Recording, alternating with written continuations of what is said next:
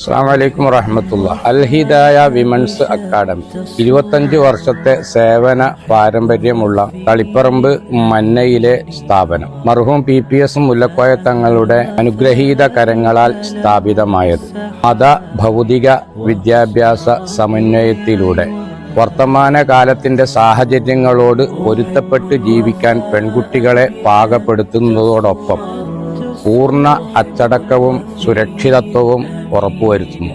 +1, +2 degree, PPTTC ശരിയ കോഴ്സുകൾ അൽ ഹിദായയിൽ നടത്തപ്പെടും.